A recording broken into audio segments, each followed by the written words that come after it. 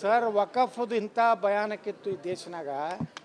ಯಾರೂ ಅದನ್ನು ನಾನು ವಿಧಾನಸಭೆದಾಗ ಮೊದಲೇ ಮಾತಾಡೋದು ನಾನು ವಕಫ್ ಅನ್ನೋಂಥದ್ದು ನಾನು ಕೇಂದ್ರದ ನಮ್ಮ ಪ್ರಧಾನಮಂತ್ರಿಗಳಿಗೆ ಅಮಿತ್ ಶಾ ಅವರಿಗೆ ಮತ್ತು ಅದು ಜಗದಂಬಿಕಾ ಪಾಲತೆ ಅನ್ನೋದ್ರ ಸಮಿತಿ ಅಧ್ಯಕ್ಷರಿದ್ದರು, ಅವರಿಗೆ ರಿಜಿವು ಅವರು ನಮ್ಮ ಅಲ್ಪಸಂಖ್ಯಾತ ಇಲಾಖೆ ಮಂತ್ರಿಗಳು, ಅವರಿಗೆಲ್ಲ ನಾವು ಹೃದಯಪೂರ್ವಕವಾದಂಥ ಅಭಿನಂದನೆಗಳು ಸಲ್ಲಿಸ್ತೀನಿ. ಇವತ್ತು ನಾವು ಕರ್ನಾಟಕದಲ್ಲಿ ಇಷ್ಟು ಸುಮಾರು 2,500 ಫುಟದ ದಾಖಲೆಗಳನ್ನು ಕೊಟ್ಟಿವಿ. ಮಠಗಳ ಇವತ್ತು ವಕಫ್ ಆಗಿದ್ದು, ರೈಲ್ವೆ ಸ್ಟೇಷನ್ಗಳು ವಕಫ್ ಆಗಿದ್ದು, ರೈಲ್ವೆ ಲ್ಯಾಂಡು ವಕಫ್ ಆಗಿದ್ದು, ಅಲ್ಲಿಂದ ಸ್ಕೂಲ್ ಕಾಲೇಜು ಗೌರ್ಮೆಂಟ್ ಲ್ಯಾಂಡು ಇವತ್ತು ನಾವು ಏನದೊಂದು ತಯಾರು ಮಾಡಿಕೊಟ್ಟಿವಿ. ಇವತ್ತು ಅದೇ ಆಧಾರದ ಮೇಲೆ ಇವತ್ತಿನೆಲ್ಲ ತಾವು ಮಾಧ್ಯಮದವರು ಸಹಿತ ತಾವು ನಮ್ಮನ್ನು ಪ್ರಶಂಸೆ ಮಾಡಿರಿ. ಬಿಜಾಪುರದಿಂದಲೇ ಪ್ರಾರಂಭ ಆಯಿತು ವಕಫದ ಒಂದು ಹೋರಾಟ ಅಂತೇಳಿ. ಇವತ್ತು ವಕಫದಿಂದ ಎಷ್ಟು ಮಠ ಮಾನ್ಯಗಳು ಉಳಿದು ರೀ, ಎಷ್ಟು ಇವತ್ತು ಹಿಂದೂ ದೇವಸ್ಥಾನಗಳು ಉಳಿದು. ಇಲ್ಲಾಂದರೆ ಹಿಂದೂ ದೇವಸ್ಥಾನಗಳ ಸಹಿತ ವಕಫತ್ತು ಇಸ್ಲಾಂ ಹುಟ್ಟಲಾರ್ದಂಥ ಕಾಲದಲ್ಲಿ ಇದ್ದಂಥ ಮಠ ಮಾನ್ಯಗಳು ಬಸವಣ್ಣ ಕಾಲದಲ್ಲಿರುವಂಥವಕ್ಕೆ ವಕಫತ್ತು ಹಾಕಿದ್ರು. ಭಾಳ ಒಳ್ಳೆಯ ಕೆಲಸ ಇವತ್ತು ನರೇಂದ್ರ ಮೋದಿಯವರು ಮಾಡ್ಯಾರ. ಅವ್ರು ನಾನು ಇಡೀ ದೇಶದ ಜನರ ಪರವಾಗಿ ಹೃದಯ ತುಂಬಿ ಅವರಿಗೆ ಕೃತಜ್ಞತೆ ಸಲ್ಲಿಸ್ತೀನಿ. ಯಾವ ಟ್ರಸ್ಟ್ ರೀ? ಅಲ್ಲಿ ಲಫಂಗರು ಅವ ಯಾವ ಪ್ರಭಾಕರ್ ಏನರ ಅವ ಪ್ರಬಂಡ್ನ ಹುಣಸಿ ಕಟ್ಟಿ ನನ್ನ ಮಗ ಅದ್ರ ಆಸ್ತಿ ಹೊಡ್ಕೊಂಡನವ. ಆ ಟ್ರಸ್ಟ್ನಾಗ ಯಾರ್ಯಾರ ಡೈರೆಕ್ಟರ್ಗಳು ತೆಗೀರಿ, ಅವ್ರ ಫ್ಯಾಮಿಲಿ ಮಾಡ್ಕೊಂಡಾನ ರೀ. ಒಂದು ಮಠದ ಆಸ್ತಿ, ಒಂದು ದೇವಸ್ಥಾನ ಆಸ್ತಿ ಯಾರೂ ತಿನ್ನಬಾರ್ದು. ಒಂದು ವೇಳೆ ಅದು ತಿಂದವ್ರ ಮನೆ ಎಲ್ಲ ನಟ್ಟಂಶಾಗಿ ನಮ್ಮ ಬಿಜಾಪುರನಾಗ ಒಂದು 3-4 ಫ್ಯಾಮ್ಲಿಗಳು ಬಡ್ಡಿ ಸಹಿತ ಹೋಗೈತಿ. ಯಾಕೆ? ನೀವು ಮಠದ ಆಸ್ತಿ ಬಂಗಾರ ಹೊಡೆದಿದ್ರಿ, ನೀವು ಮಠದ ಜಾಗ ಹೊಡೆದಿದ್ರಿ. ಈ ಕೂಡಲ ಸಂಗಮ ಸ್ವಾಮಿಗಳ ಏನು ಕೂಡಲ ಸಂಗಮದಲ್ಲಿ ಆಸ್ತಿ ಇದೆ, ಅದು ಪ್ರಮಾಣ ಹುಣ್ಸಿಕಟ್ಟಿ ತನ್ನ ಫ್ಯಾಮ್ಲಿ ಟ್ರಸ್ಟ್ ಮಾಡ್ಕೊಂಡಾನೆ. ಇದನ್ನು ಹೈಲೈಟ್ ಮಾಡಿರಿ ಮಾಧ್ಯಮದವರು, ಕೇಳ್ರಿ ಅವನಿಗೆ. ಯಾರು ವ್ಯಕ್ತಿಪರ? ಅವ್ರು ಎಲ್ಲರ ಪರ ಮಾಡ್ಯಾರ.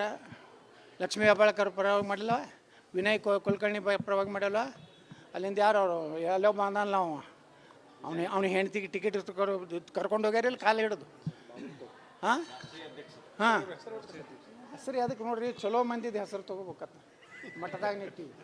ನೀವು ದುಷ್ಟ್ರ ಹೆಸರು ತೊಗೋಬೇಕಾದ್ರೆ ಹೊರಗೆ ನಡ್ರಿ ಹೇಳ್ತೀನಿ, ರಾವಣ ದುರ್ಯೋಧನ ಯಾರದ.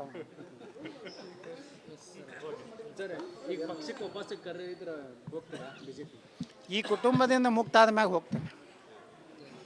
ಈ ನೋಡುನಲ್ರಿ, ಯಾಕೆ ಭರವಸೆ ಹೀನರಾಗಬಾರ್ದು.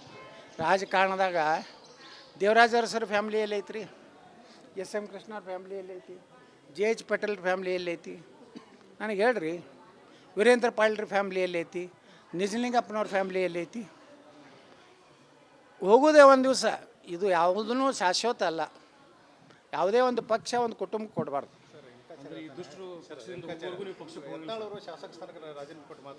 ಮೊದಲು ವಿಜೇಂದ್ರ ರಾಜೀನಾಮೆ ಕೊಡತ್ತೇಳ್ರಿ. ಯಾಕಂದ್ರೆ DK ಶಿವಕುಮಾರ್ ಹೇಳ್ಯಾನ, ನಮ್ಮ ಭಿಕ್ಷೆಯಿಂದ ನೀವು ಹಾಗೆ ಹೇಳ್ಯಾರಿಲ್ಲ, ನೀವು ಮಾಧ್ಯಮದವ್ರು ಹೇಳ್ರಿ ಏನಂತ ಹೇಳ್ಯಾರಿ, ನಮ್ಮ ಭಿಕ್ಷೆಯಿಂದ ನೀವು MLA ಆಗಿಯಪ್ಪ ವಿಧಾನಸಭಾ ಕಟ್ಟಿ ಹತ್ತಿದ್ದೆ, ನಾವು ಏನಾರ ನಾಗರಾಜಗೌಡ ಕೊಟ್ಟಿದ್ರೆ ನೀನು 30,000 ಲಗ ಹೊಡಿತಿದ್ದೆ ಅಂತ ಹೇಳಿದ್ದ.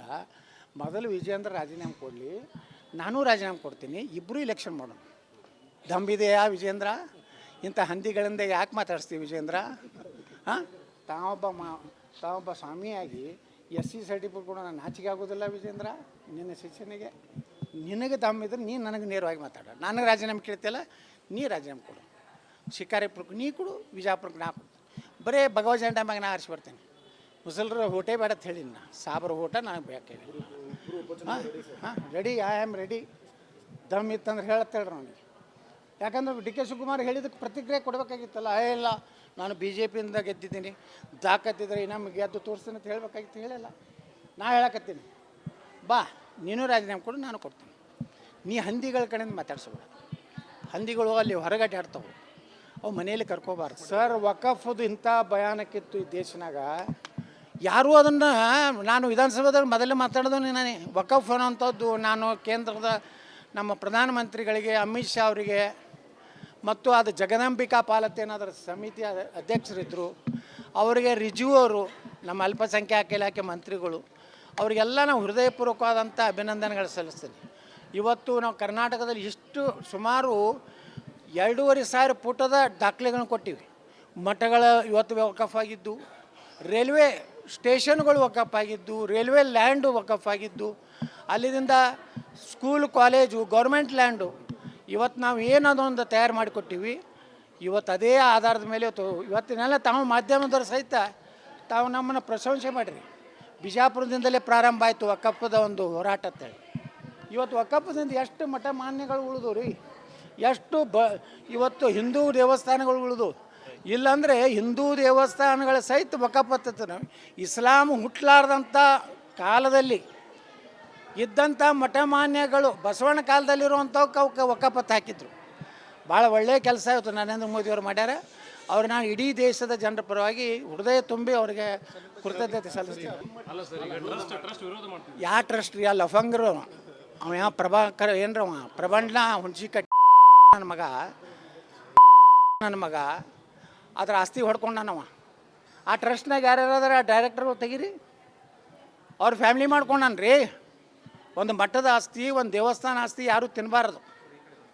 ಒಂದು ವೇಳೆ ಅದು ತಿಂದವ್ರ ಮನೆ ಎಲ್ಲ ನಟ್ಟಂಶಾಗಿ ನಮ್ಮ ಬಿಜಾಪುರನಾಗ ಒಂದು 3-4 ಫ್ಯಾಮ್ಲಿಗಳು ಬಡ್ಡಿ ಸಹಿತ ಹೋಗೈತಿ. ಯಾಕೆ? ನೀವು ಮಠದ ಆಸ್ತಿ ಬಂಗಾರ ಹೊಡೆದಿದ್ರಿ, ನೀವು ಮಠದ ಜಾಗ ಹೊಡೆದಿದ್ರಿ. ಈ ಕೂಡಲ ಸಂಗಮ ಸ್ವಾಮಿಗಳ ಏನು ಕೂಡಲ ಸಂಗಮದಲ್ಲಿ ಆಸ್ತಿ ಇದೆ, ಅದು ಪ್ರಮಾಣ ಹುಣಸಿ ಕಟ್ಟಿ ತನ್ನ ಫ್ಯಾಮ್ಲಿ ಟ್ರಸ್ಟ್ ಮಾಡ್ಕೊಂಡಾನೆ. ಇದನ್ನು ಹೈಲೈಟ್ ಮಾಡಿರಿ ಮಾಧ್ಯಮದವರು, ಕೇಳ್ರಿ ಅವನಿಗೆ. ಯಾರು ವ್ಯಕ್ತಿಪರ? ಅವ್ರು ಎಲ್ಲರ ಪರ ಮಾಡ್ಯಾರ. ಲಕ್ಷ್ಮೀ ಹೆಬ್ಬಾಳ್ಕರ್ ಪರವಾಗಿ ಮಾಡಿಲ್ಲ, ವಿನಯ್ ಕುಲಕರ್ಣಿ ಪರವಾಗಿ ಮಾಡಲ್ಲ. ಅಲ್ಲಿಂದ ಯಾರು ಅವರು ಎಲ್ಲೋ ಬಂದಲ್ಲ, ನಾವು ಅವನ ಹೆಂಡ್ತಿಗೆ ಟಿಕೆಟ್ ಕರ್ಕೊಂಡು ಹೋಗ್ಯಾರ ಇಲ್ಲಿ ಕಾಲು ಹಿಡಿದು. ಹಾಂ ಹಾಂ ಹೆಸರು ಅದಕ್ಕೆ ನೋಡ್ರಿ, ಚಲೋ ಮಂದಿದ ಹೆಸರು ತೊಗೋಬೇಕತ್ತ ಮಠದಾಗ ನಿಟ್ಟಿವಿ. ನೀವು ದುಷ್ಟ್ರ ಹೆಸರು ತೊಗೋಬೇಕಾದ್ರೆ ಹೊರಗೆ ನಡ್ರಿ ಹೇಳ್ತೀನಿ, ರಾವಣ ದುರ್ಯೋಧನ ಯಾರದ.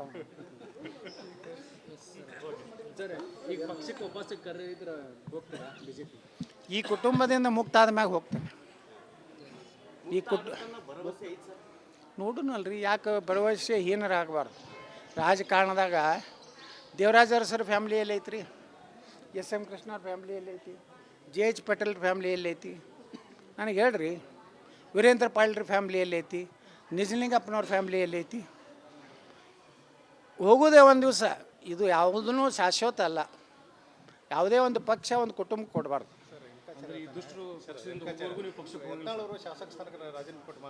ಮೊದಲು ವಿಜೇಂದ್ರ ರಾಜೀನಾಮೆ ಕೊಡತ್ತೇಳ್ರಿ. ಯಾಕಂದ್ರೆ DK ಶಿವಕುಮಾರ್ ಹೇಳ್ಯಾನ, ನಮ್ಮ ಭಿಕ್ಷೆಯಿಂದ ನೀವು ಹಾಗೆ ಹೇಳ್ಯಾರಿಲ್ಲ, ನೀವು ಮಾಧ್ಯಮದವ್ರು ಹೇಳ್ರಿ ಏನಂತ ಹೇಳ್ಯಾರಿ, ನಮ್ಮ ಭಿಕ್ಷೆಯಿಂದ ನೀವು MLA ಆಗಿಯಪ್ಪ ವಿಧಾನಸಭಾ ಕಟ್ಟಿ ಹತ್ತಿದ್ದೆ, ನಾವು ಏನಾರ ನಾಗರಾಜಗೌಡ ಕೊಟ್ಟಿದ್ರೆ ನೀನು 30,000 ಲಗ ಹೊಡಿತಿದ್ದೆ ಅಂತ ಹೇಳಿದ್ದ. ಮೊದಲು ವಿಜೇಂದ್ರ ರಾಜೀನಾಮೆ ಕೊಡಲಿ, ನಾನೂ ರಾಜೀನಾಮೆ ಕೊಡ್ತೀನಿ, ಇಬ್ಬರು ಇಲೆಕ್ಷನ್ ಮಾಡೋಣ. ದಂಬಿದೆಯಾ ವಿಜೇಂದ್ರ? ಇಂಥ ಹಂದಿಗಳಿಂದ ಯಾಕೆ ಮಾತಾಡಿಸ್ತೀವಿ ವಿಜೇಂದ್ರ? ಹಾಂ, ತಾವೊಬ್ಬ ಸ್ವಾಮಿಯಾಗಿ SC ಸರ್ಟಿಫಿಕೇಟ್ ಕೂಡ ನಾನು ನಾಚಿಕೆ ಆಗೋದಿಲ್ಲ ವಿಜೇಂದ್ರ. ನಿನ್ನ ಶಿಕ್ಷಣಿಗೆ ನಿನಗೆ ದಮ್ಮಿದ್ರೆ ನೀನು ನನಗೆ ನೇರವಾಗಿ ಮಾತಾಡ. ನನಗೆ ರಾಜೀನಾಮೆ ಕೇಳ್ತಿಯಲ್ಲ, ನೀ ರಾಜೀನಾಮೆ ಕೊಡು. ಶಿಕಾರಿಪುರಕ್ಕೆ ನೀ ಕೊಡು, ವಿಜಾಪುರಕ್ಕೆ ನಾ ಕೊಡು. ಬರೀ ಭಗವಜಾಂಡ ಮ್ಯಾಗ ನಾ ಆರಿಸಿ ಬರ್ತೇನೆ. ಮುಸಲ್ರ ಹೋಟೆ ಬೇಡ ಅಂತ ಹೇಳಿನ, ಸಾಬ್ರ ಊಟ ನನಗೆ ಬೇಕಾಗಿ. ಹಾಂ ರೆಡಿ, ಐ ಆಮ್ ರೆಡಿ. ದಮ್ ಇತ್ತಂದ್ರೆ ಹೇಳತ್ತೇಳ್ರಿ ಅವನಿಗೆ. ಯಾಕಂದ್ರೆ DK ಶಿವಕುಮಾರ್ ಹೇಳಿದಕ್ಕೆ ಪ್ರತಿಕ್ರಿಯೆ ಕೊಡಬೇಕಾಗಿತ್ತಲ್ಲ. ಇಲ್ಲ ನಾನು BJPಯಿಂದ ಗೆದ್ದಿದ್ದೀನಿ, ದಾಖತ್ತಿದ್ರೆ ನಮಗೆ ಗೆದ್ದು ತೋರಿಸ್ತೀನಿ ಅಂತ ಹೇಳಬೇಕಾಗಿತ್ತು, ಹೇಳಿಲ್ಲ. ನಾ ಹೇಳಕತ್ತೀನಿ, ಬಾ ನೀನು ರಾಜೀನಾಮೆ ಕೊಡು, ನಾನು ಕೊಡ್ತೀನಿ. ನೀ ಹಂದಿಗಳ ಕಡೆಯಿಂದ ಮಾತಾಡ್ಸೋಬೇಡ. ಹಂದಿಗಳು ಅಲ್ಲಿ ಹೊರಗಡೆ ಆಡ್ತಾವೆ, ಅವು ಮನೆಯಲ್ಲಿ ಕರ್ಕೋಬಾರ್ದು.